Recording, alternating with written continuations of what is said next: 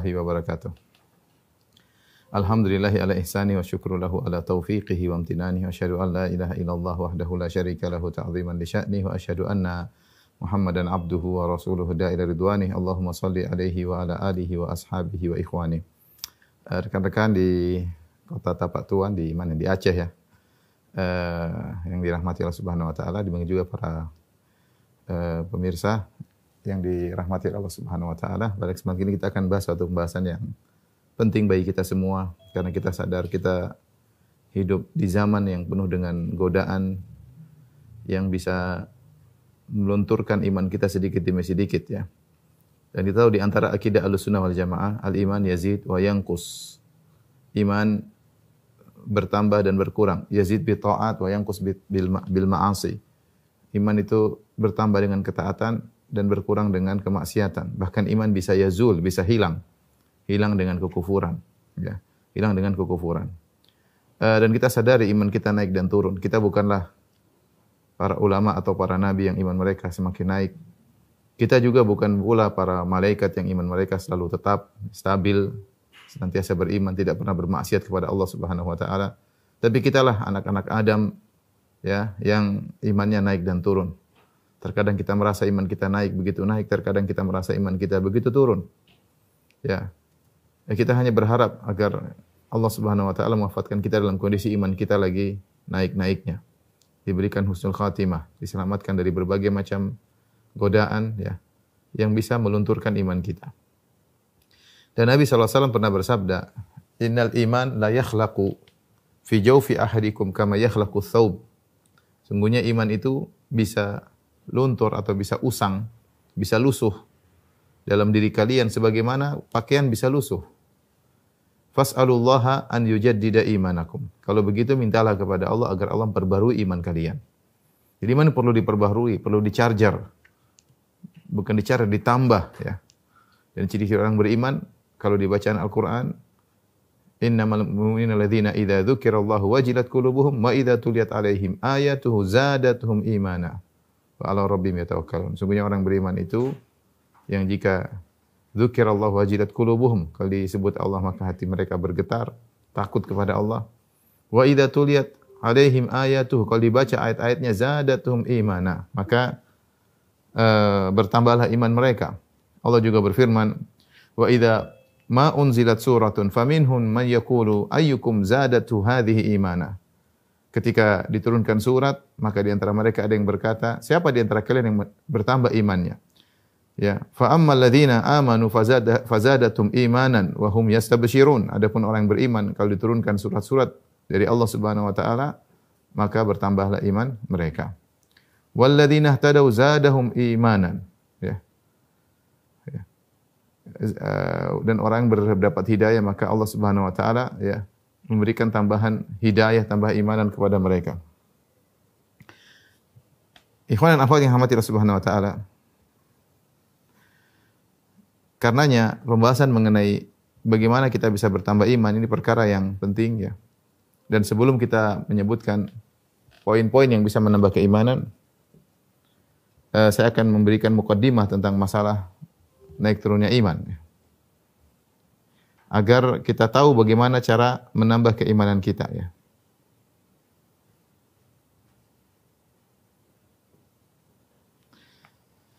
Karena kita ingin dapat hidayah dari Allah Subhanahu wa taala. Walladzina ihtadaw zadahum hudan wa atahum taqwahum. Siapa yang berusaha mencari hidayah dan dapat hidayah, maka Allah akan tambahkan hidayah kepada mereka ya.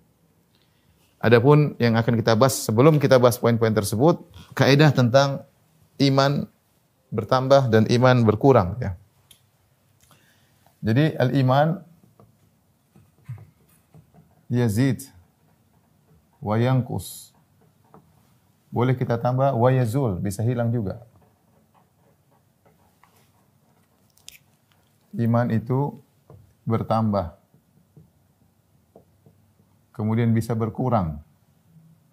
Yanqus ya. Dan bisa hilang. Ini kaidah secara umum. Bertambah dengan ketakwaan, ketaatan. Berkurang dengan kemaksiatan. hilang dengan kekufuran. Dengan kekufuran.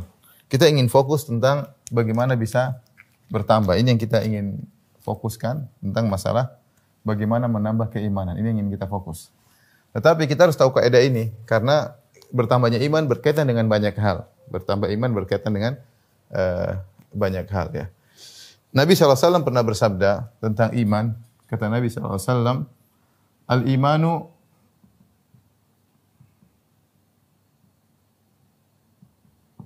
Al-iman, kata Nabi SAW, bid'un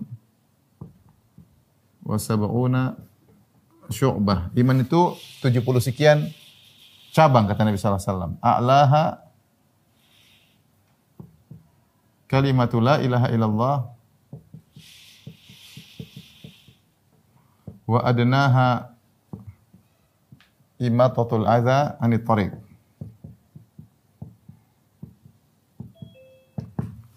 Kata Nabi SAW, iman itu dalam hadis Abu Hurairah, iman itu 70 sekian cabang. Iman 70 sekian cabang.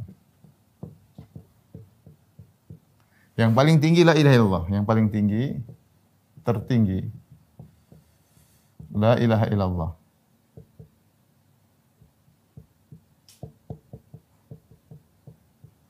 Yang paling rendah, terendah, menghilangkan gangguan dari jalan.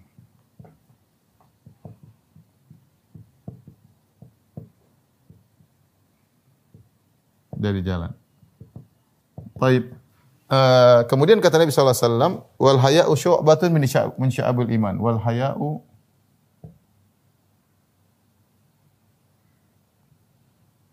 syu'batun min syu'abul iman. Dan rasa malu adalah bagian dari iman. Rasa malu bagian dari iman. Nah, kesimpulan daripada hadis ini bahwa iman itu bertingkat-tingkat. Kesimpulannya apa? Kesimpulan. Dari hadis ini kita tahu bahwasanya iman bertingkat-tingkat, iman bercabang-cabang, iman bercabang-cabang. Dan yang kedua, cabang-cabang keimanan itu ada beberapa model cabang-cabang keimanan.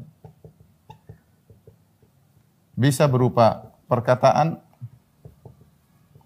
bisa berupa perbuatan, bisa berupa amalan hati. Perkataan seperti tadi, la ilaha illallah. Qaul la ilaha illallah. Perbuatan misalnya menghilangkan gangguan dari jalan.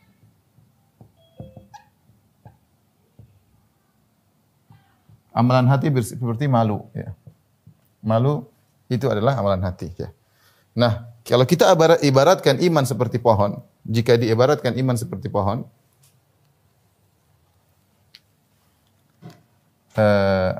jika diibaratkan iman seperti pohon,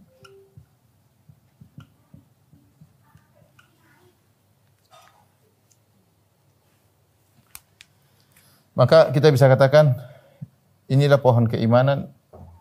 Ya, di bawahnya ada akar-akarnya. Misalnya ini adalah tanah. Di sini kemudian ada cabang-cabangnya banyak. Ada cabang-cabangnya, ada dahan-dahannya. Kemudian ada kira-kira demikian ya. Nah, bagian bawah akarlah inilah rukun iman. Akarnya adalah rukun iman. Nah, atasnya adalah cabang-cabang keimanan. Semua ini cabang-cabang keimanan.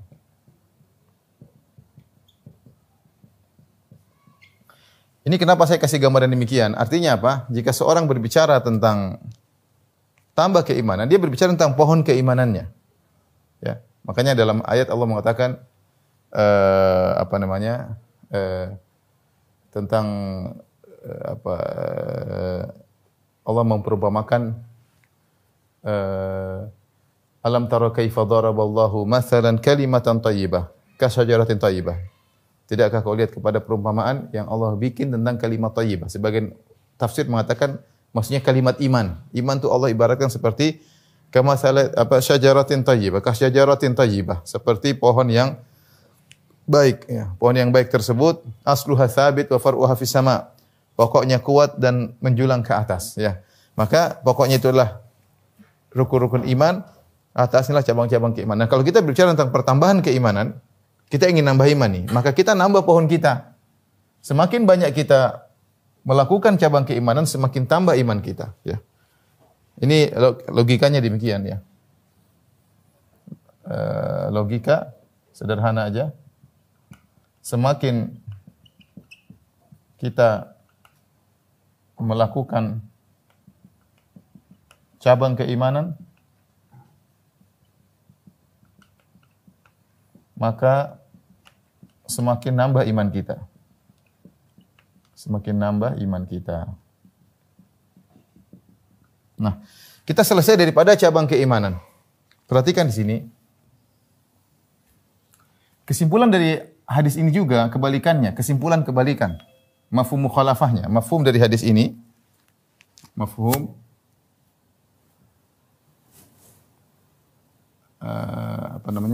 kebalikan dari hadis ini, atau hadis ini juga menunjukkan mafhumul hadis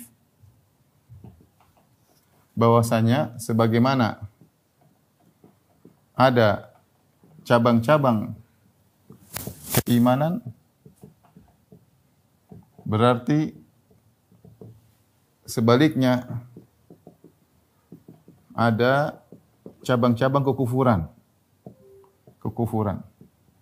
Karena lawan daripada iman adalah kufur. Lawan dari iman adalah kekufuran. Sebagaimana ada cabang-cabang keimanan, ada juga cabang-cabang kekufuran. Makanya ketika Nabi berbicara tentang satu cabang keimanan, contoh Nabi SAW berbicara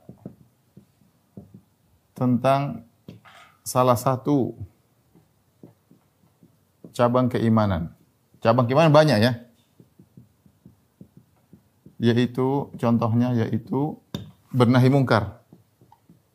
Bernahi mungkar. Apa kata Nabi sallallahu alaihi wasallam? Man ra'a minkum munkaran falyughayyirhu bi yadihi. Kata Nabi sallallahu alaihi wasallam, man ra'a minkum, siapa yang melihat kemungkaran, falyughayyirhu bi yadihi, maka rubahlah dengan tangannya. Fa illam yastati, kalau tidak mampu ya, fa bi lisanihi, dengan lisannya. Fa bi lisanihi, dengan lisannya. Wa illam yastati, kalau tidak mampu, fa bi qalbihi, perhatikan, fa bi qalbihi, maka dengan hatinya. Wa dzalika adhaful iman, inilah iman yang paling rendah. Dalam riwayat yang lain, wa laisa wara'a dzalika habbatu khardal min iman. Dalam riwayat yang lain, wa fi riwayatin wa laisa wara'a dzalika habbatu khardalin min iman, minal iman. Ini contoh kata Nabi SAW cabang keimanan, yaitu bernahi mungkar. Ini salah satu cabang keimanan, bernahi mungkar. Nabi mengatakan, siapa yang melihat kemungkaran, rubahlah dengan tangannya. Kalau tidak mampu dengan lisannya, kalau tidak mampu dengan hatinya. Jadi ini paling rendah, cabang paling rendah adalah mengingkar dengan hati. Kalau tidak ada, dan itu paling rendah, wa dzalika adhaful iman, itu cabang keimanan paling rendah. Ini Rasulullah bicara satu cabang, ternyata cabang ini bertingkat-tingkat. Ada cabang yang kuat ketika dia mengingkari dengan tangannya. Ada yang lebih lemah, dia mengingkari dengan lisannya. Ada yang lebih lemah lagi, dia mengingkari dengan hatinya, hanya mampu dengan hatinya. Dia mau bicara dengan lisan, dia malu, enggak enak, sehingga dia hanya mengingkari dengan hatinya. Berarti cabangnya sangat lemah. Ya, kata Nabi, wa dzalika adhaful iman, itu cabang yang paling lemah. Wa fi riwayatin wa laysa wara'a dzalika habbatu khardal min iman. Di balik itu tidak ada lagi iman. Sehingga jika seorang sudah tidak mengingkari kemungkaran, jika seseorang sama sekali tidak mengingkari kemungkaran, bahkan suka dengan kemungkaran tersebut, suka dengan maksiat tersebut, bahkan suka, berlezat-lezat malah dengan kemungkaran tersebut,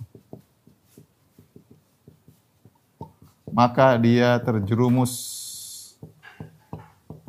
terjatuh dalam cabang-cabang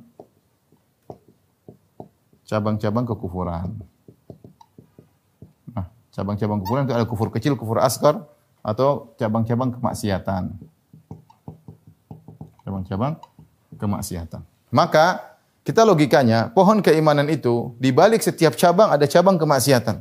Sebagaimana tersebut tadi, kita gambarkan iman dengan pohon di mana ada akarnya.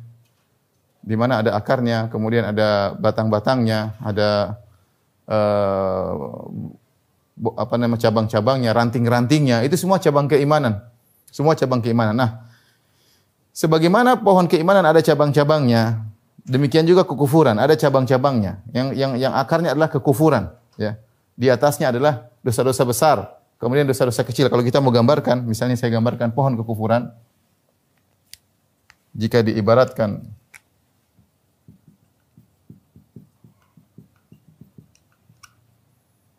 kekufuran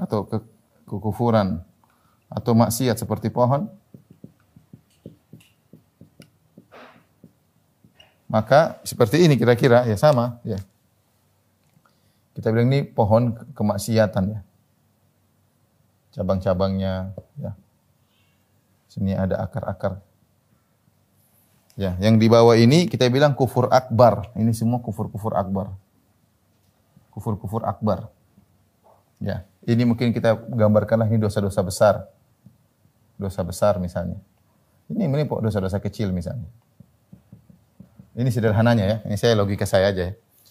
Dosa-dosa kufur-kufur akbar banyak, ya. Seperti misalnya syirik kepada Allah, mencela, memaki Nabi SAW, sabbullah, memaki Allah Subhanahu wa taala, istihza, mengejek ayat-ayat Allah, mengejek syariat Allah Subhanahu wa taala. Itu kekufuran. Ya, kekufuran. Satu saja dilakukan, maka pohon keimanan hancur semua. Saya ulangi. Satu saja kufur akbar yang dikerjakan, ini pengaruh kepada pohon keimanan semuanya hancur. Hancur semuanya satu saja. Ya. Jadi kita ada pohon keimanan, ada pohon kekufuran. Nah, dua ini saling bertarung. Ini versus, kalau kita bilang apa? Versus. Saling bertarung antara cabang-cabang keimanan dengan cabang-cabang kekufuran. Ya. Ini bisa menghabisi ini bisa menghabisi ini. Makanya kalau orang melakukan banyak kebaikan, dosa-dosanya bisa terhapus. Sebaliknya orang melakukan banyak dosa, bisa kebaikan juga terhapus. Saling. Cuma bedanya, ya, kita Ahlussunnah wal Jamaah dosa besar, kalau dosa besar dilakukan tidak bisa menghancurkan pohon ini. Dia hanya mungkin mengurangi pohon, akarnya masih kokoh. Kapan pohon itu keimanan bisa hancur? Jika dilakukan salah satu dari cabang kekufuran. Satu saja dia lakukan, satu saja. Ngejek Al-Quran, itu pohon tumbang semuanya. Mencela Nabi, itu pohon tumbang semuanya. Syirik akbar, itu pohon tumbang semuanya. Tapi kalau dia melakukan dosa besar, zina, merampok, belum. Pohon itu masih mungkin terkikis terpotong semuanya, ranting-rantingnya, tapi akarnya masih ada. Kalau dia hanya melakukan dosa besar, apalagi dosa-dosa kecil, pohon itu masih kuat. Bahkan terkadang dosa kecil kalah dengan cabang-cabang keimanan. Jadi saling bermughalabah, saling perang di antara pohon keimanan dengan pohon kekufuran. Nah, ini harus kita ada di benak kita. Kita ingin pohon kita ini, ingin pohon keimanan kita ini besar. Sehingga kalau pohon kita besar, kita ngalahin. Sehingga meskipun kita melakukan dosa, iman kita masih kokoh. Kita masih lezat dalam beribadah, kita masih lezat dalam baca Quran. Ya, maka kita perbanyak cabang-cabang keimanan kita. Baik berupa perkataan, perbuatan maupun amalan hati. Ini semua sumber menjadikan iman kita semakin tinggi. Mudah-mudahan kawan-kawan bisa paham, ini sekedar muqaddimah agar kita bisa filosofi tentang masalah bertambah dan berkurangnya iman. Saya ulangi, kawan-kawan terutama di Aceh, namanya kota apa tadi?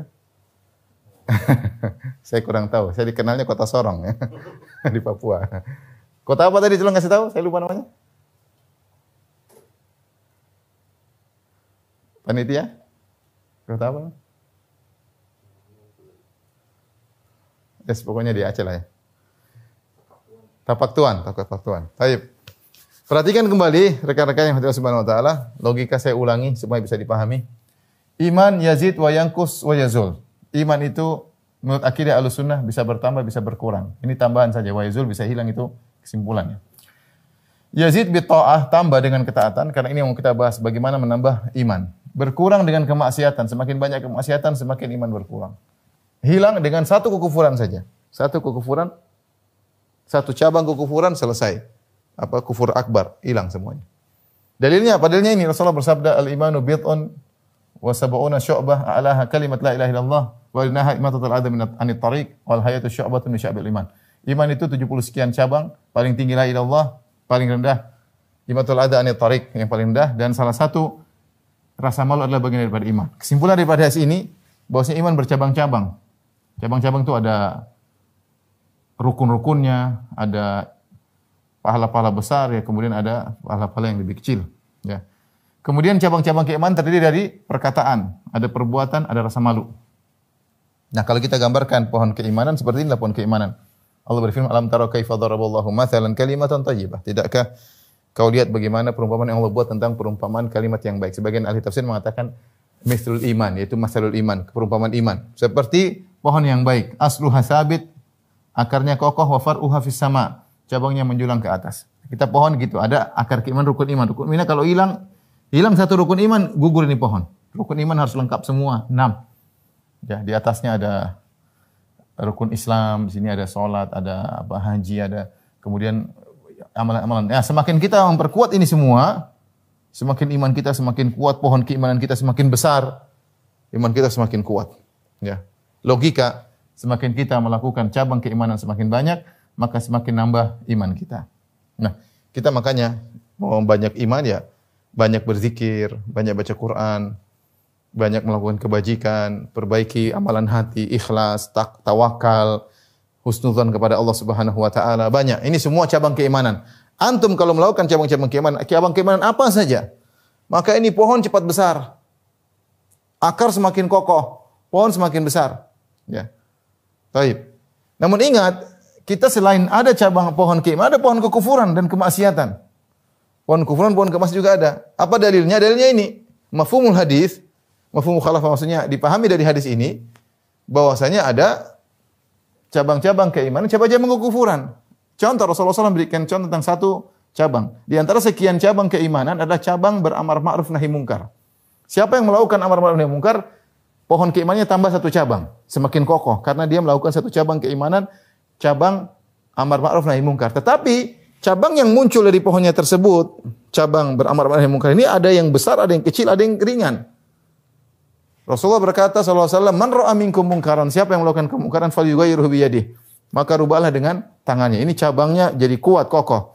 Fa illam yastati' fa bi lisanihi, kalau tidak mampu maka dengan lisannya. Wa illam yastati' tidak mampu fa bi qalbihi, maka dengan hatinya. Ini cabangnya kecil tapi dia masih punya cabang keimanan. Wa dzalika dhaful iman. Kemudian itulah cabang yang paling ringan, yang paling iman yang paling lemah.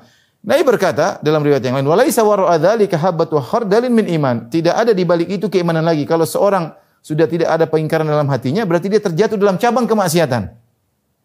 Lawan dari cabang iman, cabang kemaksiatan, cabang kekufuran. Dia terjerumus di situ, ya. Ini logikanya sederhana. Makanya kalau ada orang suka dengan ada K-pop itu maksiat. Harusnya dia ingkari dengan tangan, matiin TV-nya. Ingkari lisan tuh, ya, jangan nonton gitu, haram. Ya. Atau kalau nggak bisa orang tetap nonton, dia jengkel. Tapi kalau dia tidak jengkel, dia malah nonton, malah lihat cewek cantik, lewat cowok cantik joget-joget. Nah, berarti dia sedang terjerumus dalam cabang kemaksiatan. Karena dia tidak mengingkari, dia bahkan bernikmat-nikmat, berlezat-lezat dengan itu semua. Tapi apakah dia kafir? Tidak. Cabang kekufuran juga bertingkat-tingkat. Tapi cabang bernahi mungkarnya ini sudah hilang dari dia, berganti dengan cabang maksiat. Oleh karenanya kalau kita ibaratkan kekufuran itu atau kemaksiatan jadi pohonnya sama seperti itu. Ada namanya dasar-dasar kekufuran. Ini satu saja dilakukan, pohon keimanan kita hancur semuanya. Ya, kufur-kufur akbar banyak ya. Seperti apa? Mencaci maki Nabi SAW, mencaci Allah Subhanahu Wa Taala, ngejek istihza, ngejek dengan ayat-ayat Allah, ngejek dengan syariat Allah, jilbab diejek misalnya, cadar dijadikan olok-olokan misalnya. Syariat Allah, dia tahu syariat Allah, dia jadi olok-olokannya. Atau dia menghalalkan yang haram, orang sudah tahu semuanya. Dia bilang zina halal, homo halal. Ini langsung, ini kufur akbar.